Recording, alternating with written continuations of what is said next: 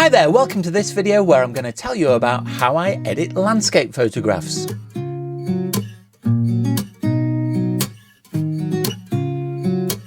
So at the moment I'm stuck inside because I've still got a broken toe. I'm not sure when I'm going to release this video, so by the time it goes out my toe might be completely healed and I might be back to filming normal videos. But I thought it would be a good opportunity for me to discuss how I edit landscape photographs. Now what I'm going to do in this video is I'm going to take this image here, which was taken as part of a bracketed set of images, so it is very dark and I have got lighter exposures in the series. But what we're going to do is we're just going to use this one single image first, and I'm going to use Camera Raw to show how I can turn this photograph into this photograph just using sliders in Camera Raw. But then we're going to go a step further and I'm going to use the full set of bracketed images to make a HDR photograph, and then we're going to enhance it using Luminar Neo and turn it into this photograph. Now this is a little bit more creative than I would normally go. It starts to lose its air of reality, but I just want to show you in this video what is achievable in software. So stay tuned, hopefully I'm going to help you to enjoy your photography.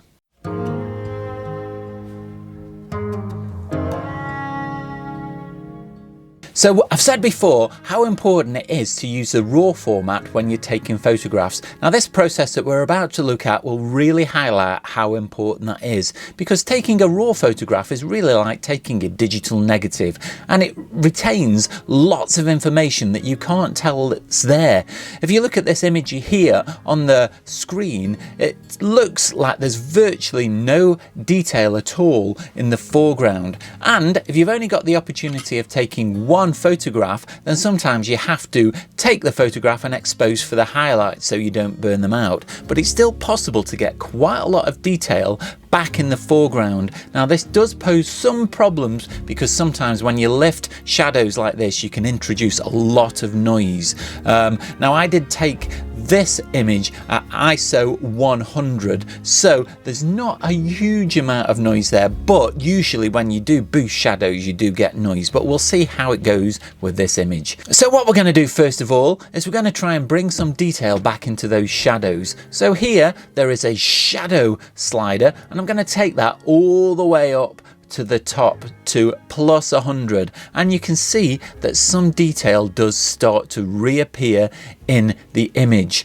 Now it's still not enough, so I'm going to have to boost the exposure. So if I start to bring up the exposure slider until we've got some detail now in the foreground, that's quite acceptable. However, the sky has now gone too bright, so what we need to do is we need to darken down the highlights because those have gone too bright, and if we darken those right down we come back to something that is a fairly reasonable exposure. But now if it's still not quite bright enough in the foreground, what you can do is you can add what is called a layer mask. So what we're going to do is we're going to put a linear gradient over this like so, and the beauty of a linear gradient is it fades out as it goes up, so you can change the amount of gradient and where it starts and stops by adjusting this box just here that I'm doing at the moment. So I'm going to do that and leave it about there, and then I'm going to increase the exposure again, but that will only affect the foreground. And now what we've got is something really quite reasonable. What we can also do is we can add a few extra little tweaks to this. We can add a little bit of texture and a little bit of clarity, and we can also just boost the saturation of the colors. Now you've got two sliders here that you can use. You can either use the vibrance or the saturation, and really in layman's terms one is just more harsh than others. It's a little bit more complicated than that. The vibrance tends to be a little bit more subtle, whereas the saturation tends to be a bit more aggressive. They do work slightly different than that, but it's a case of just playing until you're happy with the result that you get. And we've got quite a reasonable photograph. Now there is this great big ugly sensor spot. Must have been something on my lens at the time that I hadn't noticed, but we can sort that out very quickly in Photoshop. So if I open that picture there into Photoshop, all we need to do is just zoom in and use this tool here, which is called the spot healing brush, a quick swipe over it, and that spot disappears.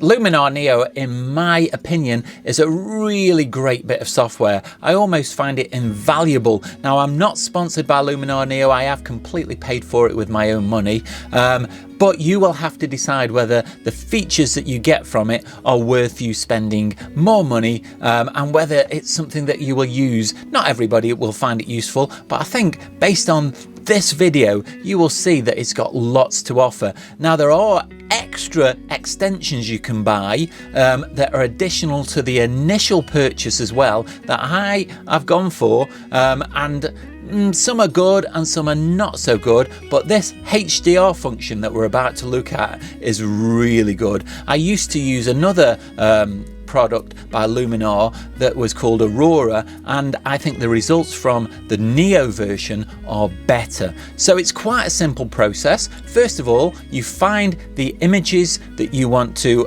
make a HDR from. So you've got the different exposures. So we've got the beginning exposure just here, and we've got the end exposure just here. So we click on them all to highlight them, and then we move them across to the HDR Merge window just here on the right. Once they've all loaded, then we click Merge, and we just wait for the computer to do its thing, and it's HDR'd together. So that's taken just under a minute for the computer to make this HDR now on the screen. And what it's basically done is it's looked at the different exposures, and it's pulled out light bits and dark bits from different areas, combined them all to make what it thinks is the best exposure that it can make. Now, it's still not perfect, but because we've used different exposures, it shouldn't add as much noise, or that's the theory anyway.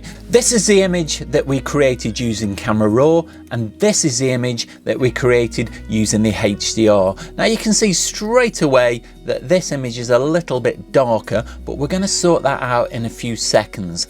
So I'm not going to worry about that greatly, but what I am more concerned about is how much detail it's preserved. So we're going to zoom in just here to this gate area in both photographs, and we're going to compare the two. Now, you can see from this image that came from the Camera Raw conversion that this is very noisy compared with this image here that is not anywhere near as noisy. So because we've used different exposures, the noise has not been increased by lifting the shadows. So this method is a much more effective way of getting more clarity. Now, I could have run a noise reduction on the Camera Raw image, but it's better to get a cleaner image to start with.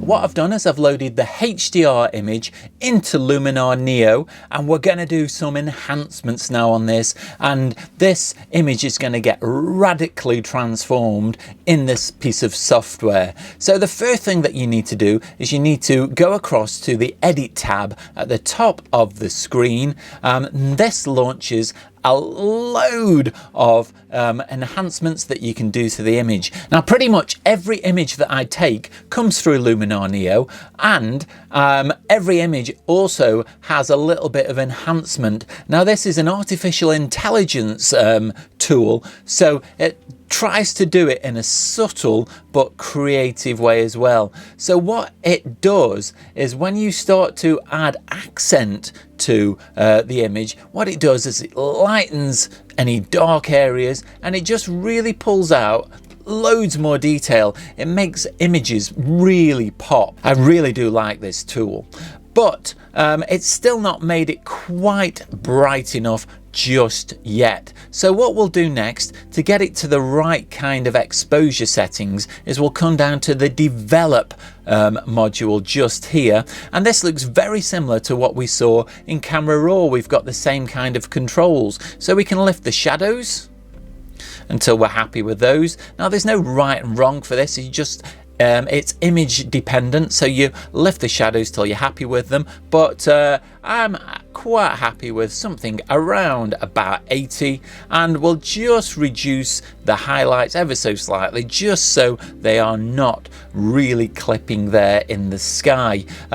If you wanted, you could lift the exposure and change the overall exposure of the image, but again, it does bring up those highlights in the sky, so I don't think that I really want to do much with the exposure in this case. One great tool that we find in Luminar Neo is the ability to remove dust spots. Now if I zoom in a little bit on this image, you might be able to see that in the sky there are quite a few dust spots. There's one, there's one over there, there's quite a few over there, there's a group there, and there's some around here, so there are quite a number of dust spots. So if I show you where these are, there's one where the hand tool is there and there. Keep your eye on those, and if we go to the raise module, there is a remove dust spots option, and if I click on that, the program will analyze the sky and the other area. It will find any dust spots and they will magically disappear, and this saves so much time than going through and manually removing them with a spot healing brush.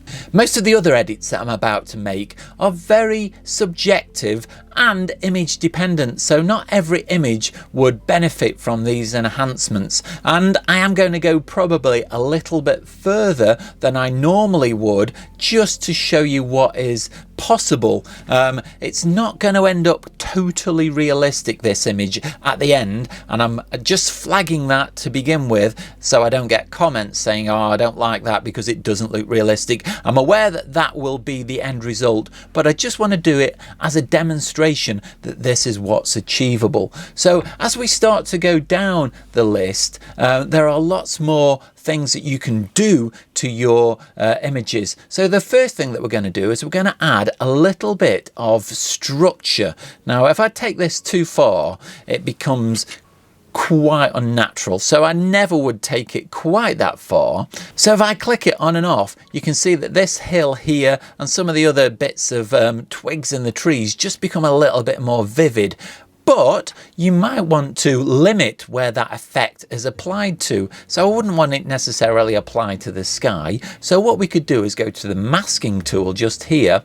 I'm going to select the brush, and then I'm going to paint onto the image, and only the areas where you paint are going to be affected by that little bit of structure. So if I just paint in this foreground area, the only parts of the image that are affected are this hill and this bit of foreground and the bottom of the tree. So the sky and all the mist down the valley in the distance are not being affected by that extra bit of structure. So you've got quite a lot of control over where that can be applied. There are quite a few different modules underneath the structure that I'm just not going to touch for this image, such as color, black and white, details and denoise. I just don't need to use them because I've already used some of them and done similar things with different tools. But we are going to have a little look at the landscape. Now this is something that can be really overdone because we've got here a golden hour slider. So if I turn that up, it really does warm up the image. Now that could be very unnatural. So if I just take that down and just give it a little bit of extra warmth, you can see that I think that really does help the image. And we can also enhance the foliage, so it will just give a little bit of boost to the greens, and so it just gives that whole image a little bit more vibrance, and I really do like the result that we get from that. We then get into what are known as the creative tools, and there are lots here, and it is really easy to just go way too far and go completely nuts with a lot of these. And the majority of these tools I'm not going to use at all, but I will show you how some of them work. So we've got a relight tool. Now this is useful because it will relight certain parts of the image. So if I change the depth of the relight, you can see that it is relighting the foreground and it goes forward to back. Now this is not literally just adding a graduated filter. It is a little bit more clever than that. It will highlight objects and it will lift objects that are in the foreground and not in the background is quite clever, but it just brings out a little bit more light in the foreground part of this image, so that's quite useful. The atmosphere I'm not going to touch at all because you can add fog and I just don't think it looks very good, so we're not going to do that in this image. But I am going to show you the sun rays because in this image it was taken before the sun rose, but we're going to make it look like the sun is actually just poking above the horizon. So the first thing that we're going to do is we're going to place the center of the sun just here on the horizon. So we do that using the place sun center button, and we move this little circle to where we want the sun to come from, and then we increase the amount, and so the amount now gives us sun rays. Now I might just lower that ever so slightly, but it's really clever. If you use this in a woodland photograph, it will make it appear like the sun rays are coming through the branches. It's really clever the way it does this. Now it still doesn't look hugely convincing, so we're just going to warm the rays of the sun ever so slightly, but we're also going to use what's called penetration, and I'm going to just lift that up so it now looks like the sun is creating a glow, but it's clever enough so the glow only appears in the sky but doesn't go over these hills.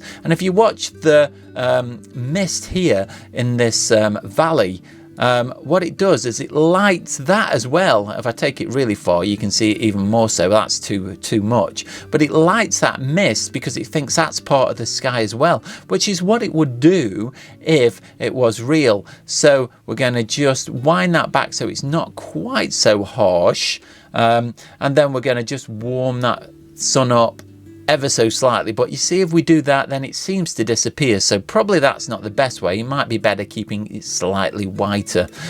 We can just change the position of the sun to get the best rays that look really nice, and I think that is quite effective. Now if it's too harsh, what you can do is just take down the amount so it's not quite as noticeable, but even so I still think that is quite striking.